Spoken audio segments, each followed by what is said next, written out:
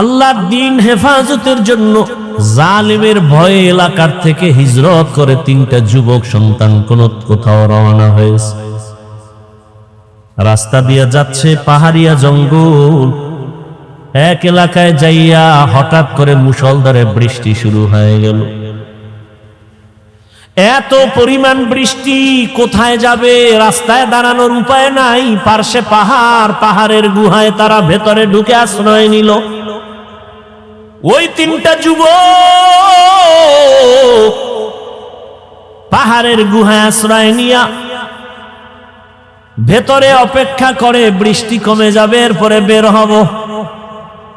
কিন্তু আল্লাহর পরীক্ষা, একটা বড় পাথর আইসা পাহাড়ের গুহার মুখের মধ্যে পড়ে আটকায় দিল। এত বড় বিশাল পাথর, ধাক্কা দিয়াও নাড়ানো যাবে না। কি করা যায়? এক তো বৃষ্টির মুসিবত, আর একটা হলো গুহার ভেতরে অন্ধকারের মুসিবত। আর একটা মুসিবত হলো সামনে পাথর আটকায় দিছে, এত বিশাল পাথর নাড়াচাড়া করা যায় না। আর এক মুসিবত। আল্লাহ বলেন, আমি যারে বেশি মহব্বত করি তারে মুসিবত দিয়ে পরীক্ষা নিব। রাসূলের হাদিস। অন্ধকারে গুহার মধ্যে বসে পেরেশান হয়ে গেলেন, কি করি, কোথায় যাব? এক পর্যায়ে তারা নিরুপায় হইয়া পরামর্শ শুরু করলো, কি করা যায়, কি করা যায়। একজনে বলে, আমার আপনার তো 3 জনে হিসাব করে দেখো জীবনে কোনো ভালো কাজ করছো কিনা বল। একজনে কয়, হ্যাঁ আমার একটা ভালো কাজ জীবনে করছি, সবই আকাম করছি, তবে একটা ভালো কাজ আমার মনে হয় করেছি। বলে, ভালো কাজের ওসিলা দিয়া মালিকের সামনে সিজদায় পড়ে চোখের পানি ছেড়ে কান্না কর। আমার মালিকের যদি ডাক দাও, আল্লাহ পাক রাস্তা খুলে দিবেন। 3টা যুবক পরামর্শের মাধ্যমে সিদ্ধান্ত এক হয়ে গেল, হ্যাঁ, যার যার জীবনের ভালো কাজ যদি থাকে ওই কাজের ওসিলা দিয়ে মালিকের ডাকো আর কান্না করো। প্রথম জন বলে, আমার এক ভালো কাজ আছে। দ্বিতীয় বলে, আমারও জীবনের একটা ভালো কাজ আছে। আর একজন বলে, আমারও ভালো কাজ আছে। এক যুবক চোখের পানি ছেড়ে কান্না করে আর ভালো কাজের ওসিলা দিছে। কি তোমার ভালো কাজ? বলে, আমার ভালো কাজ হলো, আমি এক সময় টাকার মালিক হইয়া আমার বাড়ি কর্মচারীরা কাজ করত। এক কর্মচারী আধা বেলা কাজ করলো, আমি তাকে বেতন দিলাম কম। লোকটা মনের কষ্টে টাকা না নিয়ে চলে গেল, রাগ করে চলে গেল। ওই টাকাগুলো আমার কাছে রেখে গেল। আমি আমানতের সাথে টাকাগুলো দিয়ে আমি বকরি কিনে কিনে কিনে কিনে একের পরে এক বকরি বড় হয়, বিশাল এক পাল হয়ে গেল। ওর ওই মজুরির টাকা আমি খেয়ানত করি নাই। আমি ওই টাকা দিয়া বাড়ায়া বাড়ায়া বিশাল এক বকরির পাল হয়ে গেল। কোনো একদিন ওই কর্মচারী এসে বলে, আমার টাকা দাও। আমি চাইলে ওর ওই অতটুকু টাকাই দিতে পারতাম, কিন্তু না। মালিকের দরবারে কাঁদেন আর বলেন, হে মালিক, তোমার জাহান্নামের আযাবের ভয় অন্তরে জমা করিয়া ওই কর্মচারীর পুরা টাকা অর্জন করা যত বকরি সব আমি দিয়া দিলাম, আর বললাম এগুলো তোর টাকার নিয়ে যা। কর্মচারী বলে, আমার এগুলো কই পাবো, আমার অল্প টাকা দাও। বলে, না, আমি বাড়ায় বাড়ায় বাড়ায় বাড়ায় বকরির পাল করেছি, এগুলোর মালিক আমি না, তুই এগুলোর মালিক, সব নিয়ে যা। ও আল্লাহ, আমি চাইলে তো বকরি রেখে দিতে পারতাম, রাখি নাই, তোমার মহব্বতে খেয়ানত করি নাই। আল্লাহ, তোমার মহব্বতে আমলটা করেছি, যদি তোমার কাছে ভালো লাগে এর বরকতে মুসিবতের সময় গুহার মুখের থেকে পাথরটা তুমি সরায় নাও। হাদিস শরীফে আল্লাহর রাসূল বলেন, আল্লাহর কাছে কান্না করে দোয়া করা মাত্র সাথে সাথে পাথরের আল্লাহর কুদরতি জিম্মায় 3 ভাগের 1 ভাগ পাথর এমনে এমনে ফাঁকা হয়ে গেল। কয় ভাগ? 3 অংশের 1 অংশ ফাঁকা হয়ে গেল। অটো কার কুদরত? আল্লাহর কুদরত। আল্লাহ তো সাহায্য করবেন, তবে আল্লাহর কাছে চাইতে হবে, তাও আবার উল্টা পাল্টা নিয়মে চাইলে হবে না। কান্না, নামাজ, ধৈর্য। দ্বিতীয় যুবক আল্লাহর দরবারে কান্না শুরু করলো, হে মালিক, আমার জীবনে একটা ভালো কাজ আমি করেছি। কি? আমি একদিন আমার বয়সের যৌবন কালে আমি আমার চাচার বাড়ি বেড়াইতে গেছিলাম। আমার চাচার বাড়ি এক জরুরতে যাইয়া আমি দেখি বাড়ির মধ্যে আমার চাচাও নাই, আমার চাচিও নাই, তারা অন্য জরুরতে কোথাও গেলেন। আমার ঘরের মধ্যে, চাচার ঘরে উপযুক্ত এক যুবতী আমার চাচাতো বোনকে আমি পেয়ে গেলাম। আমার যৌবনার নফসের ধোকায় পড়ে আমি আমার চাচার ঘরে চাচাতো বোনটাকে পাইয়া আমি আমার যৌবনের তাড়নায় আমার বোনের উপরে আক্রমণাত্মক দৃষ্টি দিলাম। লোভানক দৃষ্টি দিয়া যখন আমি বোনটাকে মাটির মধ্যে ফেলে দিলাম, আমি এক পর্যায়ে বোনের, চাচাতো বোনের বুকের উপরে উঠে বসছি। এমন সময় আমি দেখি আমার চাচাতো বোন মাটির মধ্যে চিত হয়ে শুয়ে চোখের পানি ছেড়ে কান্না করতেছে। আমি জিজ্ঞাসা করলাম, বোন, তোমাকে আমি আঘাত করি নাই, আমি তোমার বুকের উপরে বসছি, তুমি কান্না করো কেন? চাচাতো বোন বিনয় হয়ে বলে, ও আমার চাচাতো ভাই, এখানে আমার মা নাই, বাবা নাই, আমার আল্লাহ আমাকে দেখতেছেন। আমার এই জীবনের বয়সে কোনোদিন কেউ আমার শরীর টাচ করে নাই। তুমি আমাকে শরীয়ত অনুযায়ী ইসলামের আইনে বিবাহ তো করতে পারো, বিবাহ করে নাও, কিন্তু কলঙ্কের দাগ বসাইও না রে ভাই। আমার জীবনে কোনো কলঙ্কের দাগ বসে নেই।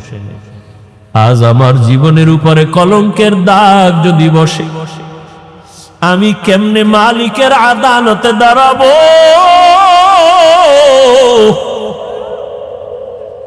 তুমি আমারে দয়া করে মাফ করে দাও। আমার আব্বাকে বলে প্রয়োজনে বিবাহের ব্যবস্থা করব, তারপরেও তুমি আমার কলঙ্কের দাগ দিও না রে ভাই। যুবক আল্লাহর কাছে কান্না করে বলেন, হে মালিক, ওই চাচাতো বোনের কান্না দেখাও আমার অন্তর নরম। আমি আমার বোনের কান্না দেখে দ্রুত আমি বোনের থেকে আলাদা হয়ে বললাম, বোন, আমারে মাফ করে দাও, আমি তোমার উপরে আর অপরাধ করব না। ও আল্লাহ, তোমার জন্যই আমি আমলটা করেছি, চাইলে তো আমি জোর করে অন্যায় করতে পারতাম। তুমি এর বরকতে আমাকে পরিত্রাণ দাও, গুহার মুখ থেকে আমাদের বাঁচাও। কান্না করে দোয়া করা মাত্র পাথরের টিনের 2 অংশ ফাঁকা হয়ে গেল আল্লাহর কুদরতে। তৃতীয় যুবক আল্লাহর দরবারে কান্না করেন, হে মালিক, আমার জীবনের একটা ভালো কাজ মনে হয়, আমার মনে বলে ভালো কাজ করেছে। আমি এক বাবার গরিব সন্তান, আমি বাহিরে গিয়ে কাজ না করলে আমার চুলায় আগুন জ্বলে না, খানাও হয় না, আমার বাচ্চা আছে ছোট ছোট, আমার ঘরে আমার বৃদ্ধ বাবা বিছানায় পড়ে আছে, আমার বৃদ্ধা মাও ঘরে আছে। আমার জীবনের অভ্যাস ছিল, আমি কাজ করে তখন আমার প্রধান খাদ্য ছিল আমাদের গাভীর দুধ। আমি কাজ করে প্রতিদিন বাড়িতে আসার সময় গাভীর দুধ নিয়ে আসতাম। সারাদিন আমার বাচ্চারা ক্ষুধার্ত, খানা পায় না। আমি এসে প্রথমে মায়ের মুখে দুধ দিয়া, বাবার মুখে দিয়া, তারপরে বাচ্চাদের দিতাম। আমি আমার কলিজা দিয়া মাকে বাবাকে মোহাব্বত করেছি। আমার মা বাবাকে আগে দুধ পান করাইয়া তারপরে বাচ্চাদের দিতাম। একদিন কাজ থেকে আসতে আমার বাড়িতে রাত হয়ে গেল। রাতের গভীরে বাড়িতে আসার পর হঠাৎ তাকায় দেখি মা দেরি দেখে ঘুমায় পড়ছে, আব্বাও ঘুমায়, বাচ্চারাও ঘুমন্ত, ক্ষুধা। আমি তো নিয়ত আমার পাকা, আমার মা বাবাকে দুধ না দিয়া বাচ্চাদের দুধ দিব না, আমার ওয়াদা। আমি দুধের পেয়ালা নিয়ে ভাবতেছি কি করব, বাচ্চারাও ক্ষুধার্ত, কান্নার আওয়াজ। ওদিকে আমার মা ক্ষুধার্ত কিন্তু ঘুমে। এখন ঘুম থেকে ডাক দিলেও মা কষ্ট পাবে, কাঁচা ঘুম। ওই যুবক বলে, তখন আমি মায়ের আদর আর দোয়া পাওয়ার জন্য আমি দুধের পেয়ালা নিয়ে মায়ের মাথার কিনারায় দাঁড়ায় আছি। আম্মা জান যখন সজাগ হবেন তখন আমি প্রথমে দুধ দিব, গাভীর দুধ পান করবে, তারপরে বাচ্চাদের দিব। আমি দুধের পেয়ালা নিয়ে দাঁড়ানো, মা ঘুমায়, বাবাও ঘুমায়, আমার বাচ্চাগুলো ক্ষুধার যন্ত্রণায় কান্না করে। এক পর্যায়ে বাচ্চাগুলো আমার পায়ের কাছে আইসা কান্না করে আর বলে, বাবা খানা দাও। আমি মাকে না দিয়া বাচ্চাদের দিব না, আমার ওয়াদ আমি দেই না। এক পর্যায়ে তাকায় দেখি ক্ষুধার তৃষ্ণা আমার বাচ্চাগুলো কান্না করে করে মাটির মধ্যে পড়ে ঘুমায় গেছে। রাতের গভীরে আমার আম্মা সজাগ হইয়া তাকায় দেখে আমি সন্তান দুধের পেয়ালা নিয়ে মায়ের কিনারায় দাঁড়া। মা তাকায় বলে, বাবা তুমি কি ঘুমাও নাই? আমি বললাম, মা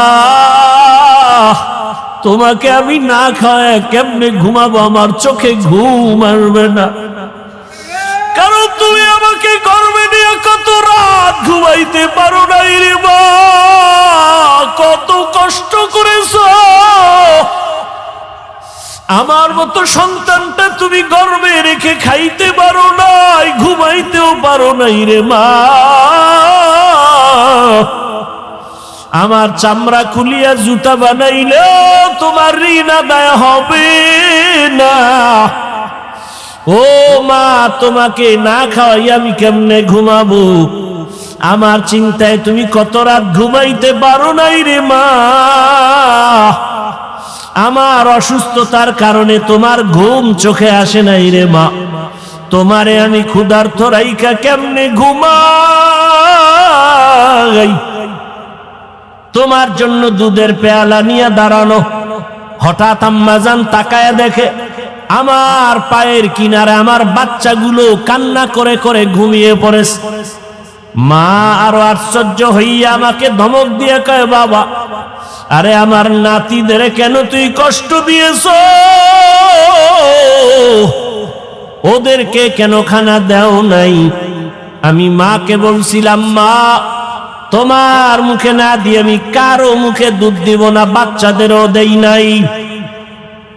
আমার আম্মা জান দুধ পান করার আগে একটা চিৎকার দিয়া দোয়া করেছে, হে মালিক, আমার কলিজার সন্তান আমার জন্য এতটা ত্যাগ স্বীকার করলো, কোরবানি করলো, ও আল্লাহ তুমি ওরে দোজাহানে কামিয়ে বিধান করিও।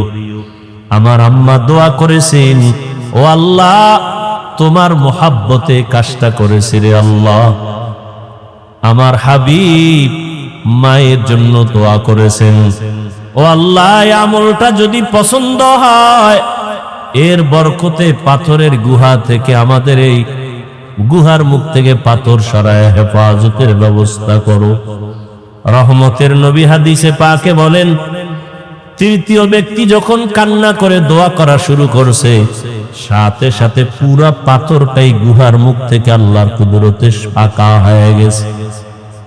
রাত আসলে যেমন দিন থাকে না, অন্ধকার আসলে আলো থাকে না, আলো আসলে অন্ধকার যেমন থাকে না, যেই বান্দা বান্দি ইস্তেগফারের আমল করবে তার আমল নামায় কোনো গুনাহ থাকে না।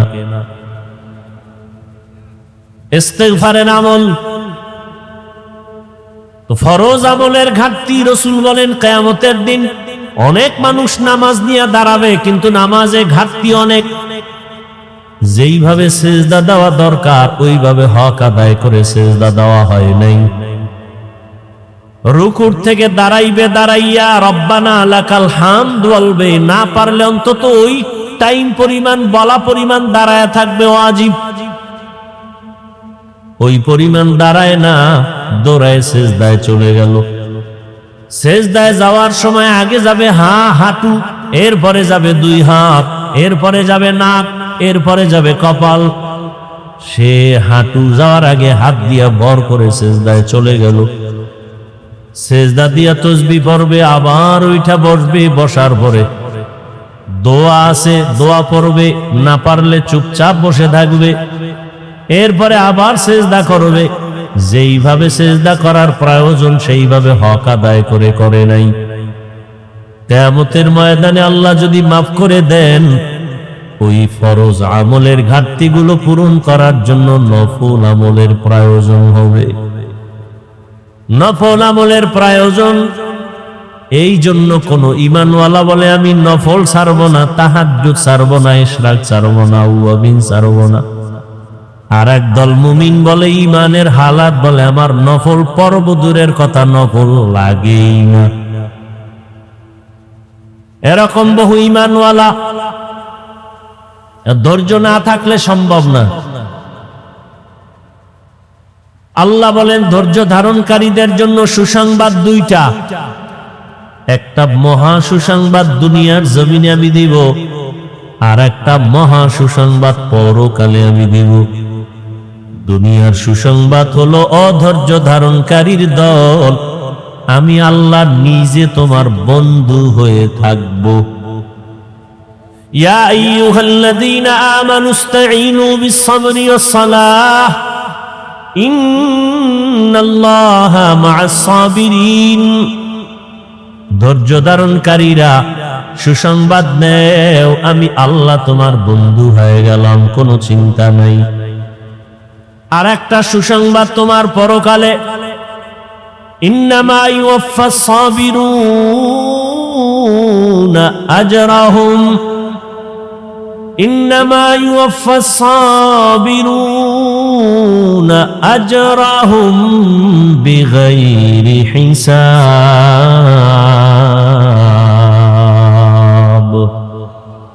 কিয়ামতের ময়দানে ধৈর্য ধারণকারীদের সুসংবাদ আমি বিনা হিসাবে জান্নাত দিয়া দিব।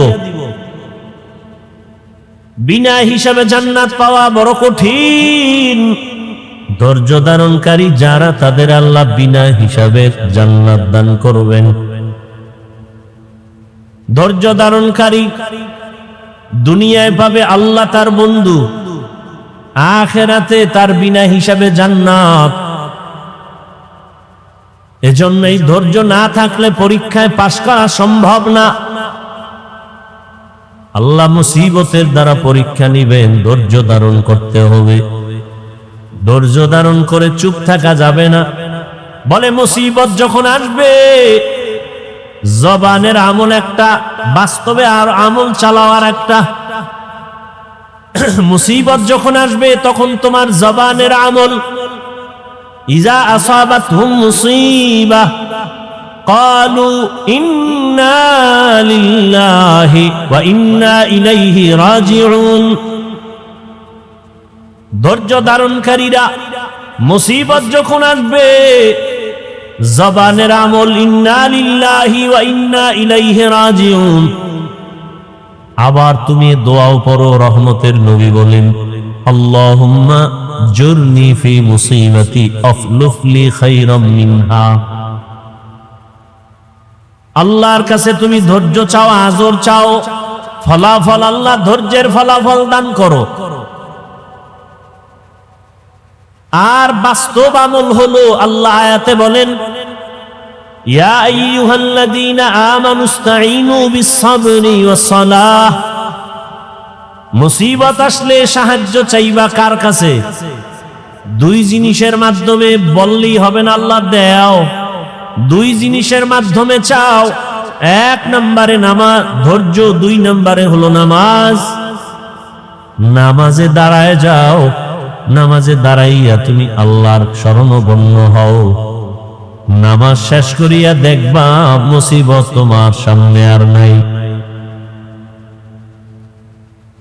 আল্লাহ তাআলা 5টা জিনিসের দ্বারা পরীক্ষা করবেন। মিনাল খাউফ, ভয়ের মাধ্যমে 2, ওয়াল জু, ক্ষুধার মাধ্যমে 3, ওয়া নাকসিম মিনাল আমওয়াল, সম্পদের ঘাটতির মাধ্যমে, ওয়াল আনফুস, জীবনের ঘাটতির মাধ্যমে, ওয়াস সামারাত, ফলের ঘাটতির মাধ্যমে অবাশশিরিস সাবিরিন, ধৈর্য ধারণকারীদের জন্য সুসংবাদ।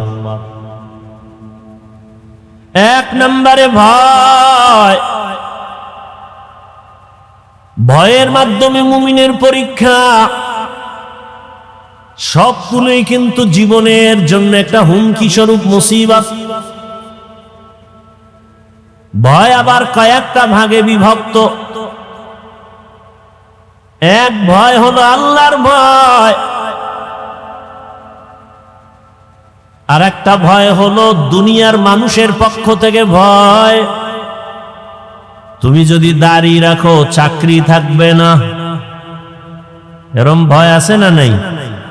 সেদিন এক আর্মির চাকরিজীবী এক যুবক, মোনাজাতের পরে বের হইলাম, স্টেজের সামনে গাড়িতে উঠার আগে বলে, হুজুর দোয়া করবেন, আমি আর্মির চাকরি করে কয়েকদিন আগে চাকরি ছেড়ে দিয়েছি। কেন ছাড়লা? এই মুহূর্তে আর্মিদের মূল্যায়ন তো অনেক বেশি, ছাড়লা কেন? যুবক বলে, আমাকে বারবার মানসিকভাবে টর্চার করা হয়, দাড়ি কেটে ফেলো, দাড়ি কেটে ফেলো, দাড়ি কেটে ফেলো। আমি চাকরি ছেড়ে দিয়েছি, দোয়া করবেন আল্লাহ হালাল ভাবে যেন রিজিকের ব্যবস্থা করে দেন। ইমান ইমান, সেও মানুষ, আপনিও মানুষ। এখানে আমরা যারা বসে আছি সবাই আমরা মুসলমান। আপনাদের আল্লাহ আমার আল্লাহ দুইজন না এক? আপনাদের নবী আমার নবী, আপনাদের কোরআন আমার কোরআন, আপনাদের কাবা আমার কাবা, আপনাদের ধর্ম আমার ধর্ম, আপনাদের কালেমা আমার কালেমা। দুনিয়াতে আমরা আসছি সিস্টেম সবার এক। বিদায় বেলা কাফনের সংখ্যাও আমারও তিনটা কাফন হবে, আপনাকেও তিনটা কাফন দেয়া হবে। টাকাওয়ালা মরে গেল, তার তিনটা কাফন। রিক্সা ড্রাইভার মরে যাবে, তাকেও তিন কাফন। টাকাওয়ালার সম্মানে একটা কাফন কেউ বাড়াবেও না, গরিব হওয়ার কারণে কেউ মরে গেলে একটা কাফন কেউ কমাইও দিবে না। কাফনের সংখ্যাও কয়টা বলেন? পুরুষের তিনটা, মহিলাদের পাঁচটা। কালার কি হবে? আলাদা আলাদা। আমাদের হুজুরদের কাফনের কালার একরকম, আপনাদের কালার আর এক রকম। হ্যাঁ, বড় লোকের কাফন একরকম, ছোট লোকের আর এক রকম। কে ধনী, কে গরিব, কে আলেম, কে মূর্খ, কে ডাক্তার, কে রোগী, কে ইমাম, কে মুক্তাদি, কে বড় লোক, কে ছোট লোক। যতই বাহাদুরি করি না কেন, সাদা কাফনে যেদিন ডুববো সব বাহাদুরি বন্ধ হয়ে যাবে। সবার কাফনের কালারও এক। কি কালার? আপনারা কালার লইয়াও কিলেকিলি করেন, এমন সোনার বাংলাদেশ। কালার লইয়াও মারপিট করে, কে সবুজ পরলো, কে কালো পরলো, কে সাদা পরলো, এ নিয়েও ঝগড়া চলে। আছে না নাই? এরে আল্লাহর বান্দারা, আমাদের কাফনের সংখ্যা এক, কালার এক, কবরের সাইজও কিন্তু এক। কবরে রেখে সব চলে যাওয়ার পরে কবরের প্রশ্ন হবে কয়টা বলেন? সবার বেলা এক না আলাদা আলাদা? আমাকেও যেই প্রশ্ন করা হবে, আপনাকেও সেই প্রশ্ন করা হবে। রবের পরিচয় দাও, ধর্মের পরিচয় দাও, রাহমাতুল লিল আলামিনের পরিচয় দাও। তাহলে আল্লাহ এক, নবী এক, কোরআন এক, কাবা এক, ধর্ম এক, কালেমা এক। আপনাকে বয়ান করা লাগবে কেন আমার? আপনি তো আল্লাহ মানেন, নবী মানেন, কোরআন হাদিস মানেন। আপনাকে কেন টুপির বয়ান করব, দাড়ির বয়ান করব, পোশাকের বয়ান করব, নামাজের বয়ান করব? আজকে তো বিধর্মীকে বয়ান করব যারা আল্লাহ চিনে না, কোরআন চিনে না, নামাজ বুঝে না। অথচ তাদেরকে সময় দেওয়ার টাইম নাই, আপনাদের পেছনে ঘুরতে ঘুরতে 12 মাস ঘুমানোর টাইম নেই। পায়ে ধরে ধরে আপনাদের বুঝাইতে হয়, নামাজ পড়েন, টুপি পরেন। আপনিও মুসলমান, আমিও মুসলমান। আমার টুপি মাথায় না রাখলে লজ্জা পাই, আর আপনি কেমন মুসলমান যে আপনি টুপি মাথায় দিতে গেলে লজ্জা পান? আমি দাড়ি না রাখলে লজ্জা পাই, আর আপনি দাড়ি রাখতে গেলে লজ্জা পান। আমি নামাজ না পড়লে লজ্জা, আপনি নামাজ পড়তে গেলে লজ্জা। আমি আল্লাহর ঘর মসজিদে, আপনি মসজিদে ঢুকতে গেলে লজ্জা পান। আমি পর্দা না করলে লজ্জা পাই, আর আপনি পর্দা করতে গেলে লজ্জা পান। আপনি কেমন ভিআইপি মুসলমান? আপনার ইমানের হালাত কি? আমি আপনাকে কথা বলি না সবাই আমার মতো হুজুর হয়ে যান, খবরদার। হুজুর বানাইতে আমি বাংলাদেশে ঘুরি না। আমি আপনাকে আপনার রাস্তায় থাইকা জান্নাতের পরিচয় দিতে চাই। আপনি চাকরি করেন, ব্যবসা করেন, লেখাপড়া করেন, ওখানে থাইকা মদিনার আদর্শের মালা গলায় লাগায় দেন। আপনাদের মতো লাইনের মানুষ, জেনারেল লাইনের মানুষ, বাংলা লাইনের মানুষ জীবনে মাদ্রাসায় পড়ে না, আলিফ বা তাও জানে না। এমন মানুষ কি আপনাদের লাইনে দাড়িওয়ালা নামাজি নাই? স্কুলে পড়ে, কলেজে পড়ে। ও যুবকেরা তাকায় দেখো, তোমার মতো যুবক স্কুল কলেজে পড়ে, চাকরি করে, ব্যবসা করে, 5 ওয়াক্ত নামাজ পড়ে, বলো তুমি পারো না কেন? তোমার মতো জেনারেল লাইনের যুবক রাস্তায় গাড়ি চালায়, নামাজ ছাড়ে না, বলো তুমি কেন পারো না রে বাবা? তোমার মতো যুবক র্যাব, আর্মি, পুলিশ, বিডিআর চাকরি করে, নামাজ পড়ে, দাড়িওয়ালা আছে না নাই? আল্লাহ বিবেক দিয়েছে, তোমার বিবেকটাকে প্রশ্ন করো, তুমি কেন পারো না রে বাবা? তোমার মতো যুবক নদীর মধ্যে মাছ ধরে, নামাজ ছাড়ে না, বলো তুমি কেন পারো না? তোমার মতো যুবক জমিনের মধ্যে কৃষি কাজ করে, নামাজ ছাড়ে না, গামছা বিছাইয়া নামাজ পড়ে, বলো তুমি কেন পারো না? তোমার কপাল বুঝি পুড়ে গেছে, কার না জানি বর্তোয়া তোমার কপালে লাগছে। তোমার মনটাকে বুঝাও যে তোমার মতো যুবক স্কুল কলেজে পড়ে, নামাজ পড়ে, তুমি আমি পারবো না কেন? কই আমরা আল্লাহর পথে থাইকা তো সম্মান কমে নাই, না খাইয়েও কেউ মরে যাই নাই। এরে আল্লাহর বান্দারা, এই যে মাঝে মাঝে আপনাদের থেকে সহযোগিতা চাওয়া হয়, কিছু দান সদকা করেন, না করলেও পারি, চাই কেন? ওই আপনারা আবার রাস্তাঘাটে বলেন হুজুর গো দাঁড়িয়ে যাবো না, নিজে নিজে চালায়, আমগো শরীকদার বানায় না, দান সদকা নেয় না, চায় না। আর ইসলাম বলে, নবী বলে, কোরআন বলে, তুমি যদি দান করো, আমি হাফিজুর রহমান মাদ্রাসায় লেখাপড়া করে, ওয়াজ মাহফিলের স্টেজে বয়ান করে যেই সওয়াব পাবো, তুমি দান করিয়া ওই সম পরিমাণ সওয়াব পেয়ে যাবে।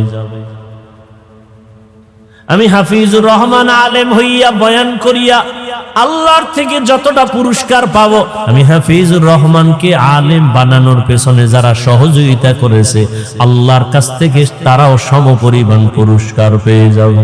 আল্লাহ বলবে, হাফিজুর রহমান তোরে আমি জান্নাত দিলাম, তোকে বানাইতে গিয়া যারা একটা টাকা দিছে, কিতাব কিনে দিছে, আমি আল্লাহ তাদেরকেও জান্নাত দিয়া দিলাম। আতিনা ফি দারে দুনিয়া না হাসান, আতিনা ফি দারে উকবা না হাসান, ইয়া গিয়াসাল মুস্তাগীসিন ইহদিনা লিফতিখারা বিল উলুমে ওয়াল গিনা। হর গড়ি দে নেকো তু তৈয়ার है, जो न मांगे उससे तू बेजार है। 5টা জিনিসের মাধ্যমে আল্লাহ মুমিনের পরীক্ষা নিবেন। 1 নম্বরে আল্লাহর পক্ষ থেকে ভয়। 4 মাযহাবের 4 ইমামের এক ইমাম, ইমাম শাফিঈ রাহমাতুল্লাহ আলাইহি বলেন, এখানে ভয় দ্বারা উদ্দেশ্য হলো আল্লাহর পক্ষ থেকে ভয়, আল্লাহর পক্ষ থেকে জাহান্নামের আযাবের ভয়, আল্লাহর আযাবের ভয়।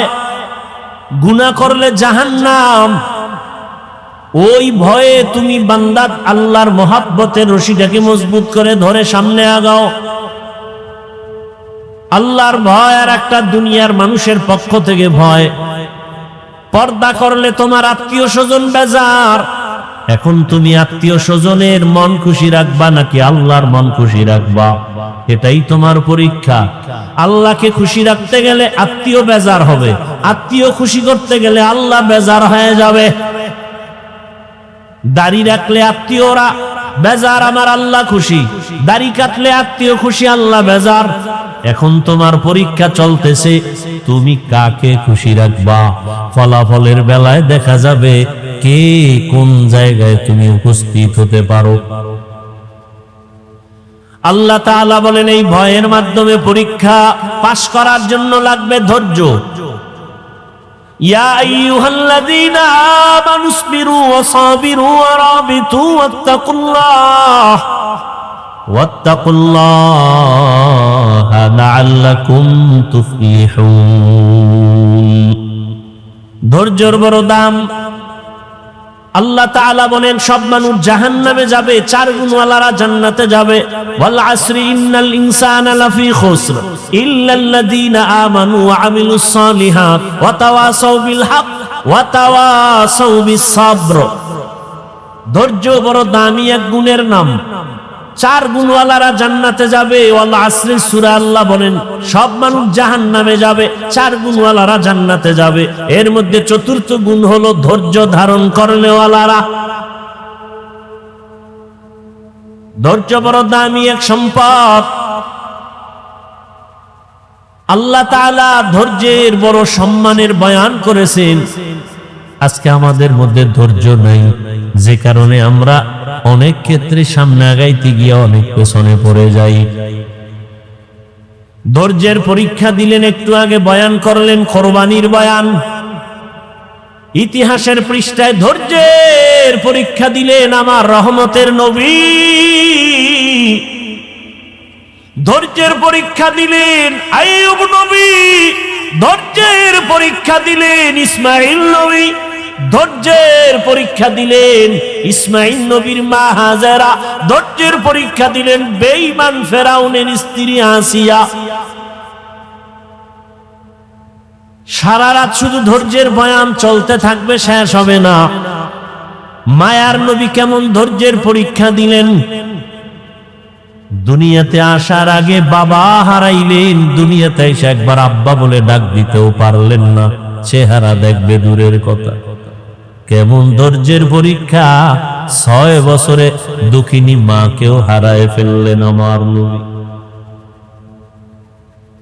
আবার এমন এক পরিবেশে আসছেন, চতুর্দিকে শুধু দুশ্মন। নবীর ডানে দুশ্মন, বামে দুশ্মন, চতুর্মুখী দুশ্মন নবীরে মারার জন্য রেডি।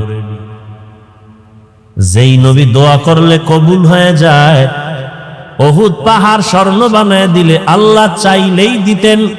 নবী বলে না না, আমি গরিবী হালাতে থাকতে চাই, গরিবী হালাতে মরতে চাই, আমি গরিবদের সাথে কিয়ামতের দিন উঠতে চাই। নবী বলেন ও গরিবেরা, বড় লোকের বাড়ি গাড়ি দেখা, টাকা পয়সা দেখা আফসোস করিস না। কিয়ামতের দিন কঠিন সময়, বড় লোকের 500 বছর আগে গরিবেরা জান্নাতে চলে যাবে। রহমতের নবী বলেন আমি কতটাই যে গরিব, আমার পেটের ক্ষুধা খানা নাই, পাথর বেঁধে আমি দ্বীনের প্রচারণা চালাইছি। কেমন ধৈর্যের পরীক্ষা দিছেন আমার নবী। একদিন দুদিন না, 3 বছর পর্যন্ত শিয়াবে আবু তালিবের মধ্যে আমার রসুলকে গৃহবন্দী করে রাখছে। ওই মক্কার বেঈমানেরা নবীরে পানিও দেয় না, খানাও দেয় না। রহমতের নবী আমার গাছের পাতা ছিঁড়ে ছিঁড়ে চাবায় চাবায় খায় আর পেটের ক্ষুধা নিবারণ করে। মিনাল খাউফি ওয়াল জু', এক পরীক্ষা আল্লাহর ভয়, দ্বিতীয় পরীক্ষা ক্ষুধা। ইমাম শাফিঈ রাহমাতুল্লাহ আলাইহি বলেন এখানে ক্ষুধা মানে হলো রোজা। রোজাদার সারাদিন না খাওয়ার কষ্ট কেমন, গরিবেরা না খাইয়া কষ্ট করে কেমন, এটা তুমি রোজা রাইখা উপলব্ধি করো। পরীক্ষায় যদি পাশ করতে চাও ধৈর্য ছাড়া সম্ভব হবে। হাদিসে পাকের মধ্যে আসহাবে রকিম নামে একটা ঘটনা আছে, বলবো? অনেকে আপনারা জানেন, তারপর আমি অল্প টাইমে বলে ফেলবো। আসহাবে রকিম আল্লাহর দ্বীন হেফাজতের জন্য জালিমের ভয়ে এলাকার থেকে হিজরত করে তিনটা যুবক সন্তান কোথাও রওনা হয়েছে। রাস্তা দিয়ে যাচ্ছে পাহাড়িয়া জঙ্গল, এক এলাকায় যাইয়া হঠাৎ করে মুষলধারে বৃষ্টি শুরু হয়ে গেল। এত পরিমাণ বৃষ্টি, কোথায় যাবে, রাস্তায় দাঁড়ানোর উপায় নাই, পার্শ্বে পাহাড়, পাহাড়ের গুহায় তারা ভেতরে ঢুকে আশ্রয় নিল। ওই তিনটা যুবক পাহাড়ের গুহায় আশ্রয় নিয়া ভেতরে অপেক্ষা করে বৃষ্টি কমে যাবে, এরপরে বের হব।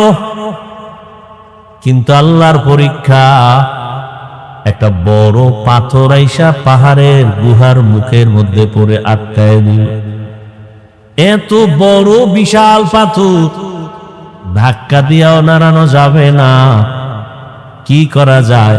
এক তো বৃষ্টির মুসিবত, আর একটা হলো গুহার ভেতরে অন্ধকারের মুসিবত, আর একটা মুসিবত হলো সামনে পাথর আটকায় দিছে, এত বিশাল পাথর নাড়াচাড়া করা যায় না, আর এক মুসিবত।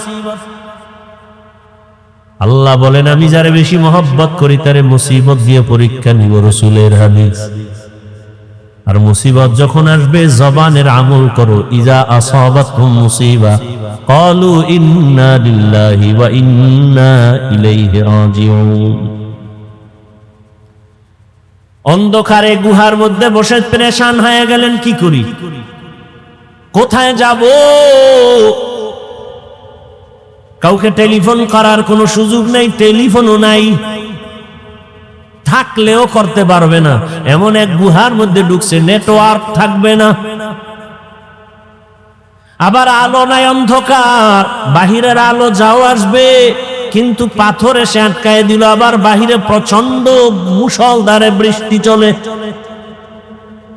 এক পর্যায়ে তারা নিরুপায় হইয়া পরামর্শ শুরু করলো, কি করা যায়, কি করা যায়। একজনে বলে, আমার আপনার তো তিনজনে হিসাব করে দেখো, জীবনে কোনো ভালো কাজ করছো কিনা বল।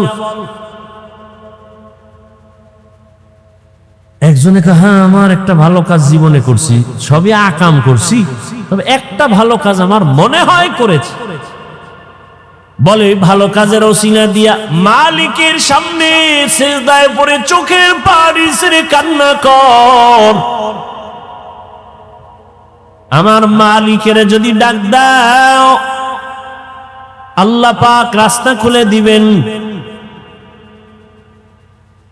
আম্মা ইউজিবুল মুযতাররা ইযা দাআহ। বান্দা যখন মুসিবতে পড়ে আমার মালিকের ডাক দেয়, আল্লাহর কোরআন বলে আল্লাহ তার মুসিবত থেকে তাকে পবিত্রতা অর্জন করার রাস্তা খুলে দেন।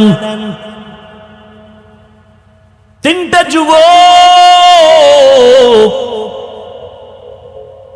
পরামর্শের মাধ্যমে সিদ্ধান্ত এক হয়ে গেল, হ্যাঁ, যার যার জীবনের ভালো কাজ যদি থাকে ওই কাজের ওসিলে দিয়ে মালিকের ডাকো আর কান্না করো। প্রথম জন বলে, আমার এক ভালো কাজ আছে। দ্বিতীয় বলে, আমারও জীবনের একটা ভালো কাজ আছে। আর একজন বলে, আমারও ভালো কাজ আছে।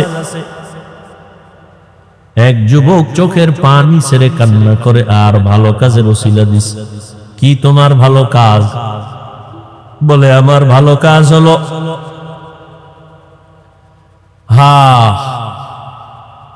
আমি এক সময় টাকার মালিক হইয়া আমার বাড়ি কর্মচারীরা কাজ করত। কর্মচারী কাজ করার ক্ষেত্রে এক কর্মচারী আধা বেলা কাজ করলো,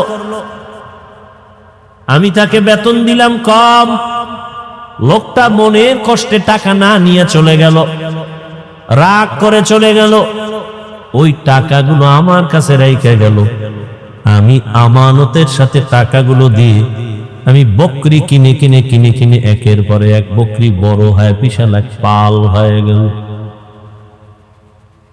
ওর ওই মজুরির টাকা আমি খেয়ানত করি নাই। আমি ওই টাকা দিয়া বাড়ায়া বাড়ায়া বিশাল এক বকরির পাল হয়ে গেল। কোন একদিন ওই কর্মচারী এসে বলে, আমার টাকা দাও। আমি চাইলে ওর ওই অতটুকু টাকাই দিতে পারতাম, কিন্তু না। মালিকের দরবারে কাঁদেন আর বলেন, হে মালিক, তোমার জাহান্নামের আযাবের ভয় অন্তরে জমা করিয়া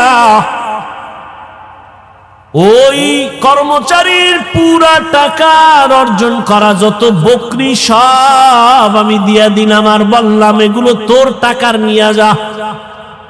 কর্মচারী বলে, আমার এগুলো কই পাবো, আমার অল্প টাকা, টাকা দাও। বলে না, আমি বাড়ায় বাড়ায় বাড়ায় বাড়ায় বকরির পাল করেছি, এগুলোর মালিক আমি না, তুই এগুলোর মালিক, সব নিয়ে যা। ও আল্লাহ, আমি চাইলে তো বকরি রেখে দিতে পারতাম, রাখি নাই, তোমার মহব্বতে খেয়ানত করি নাই।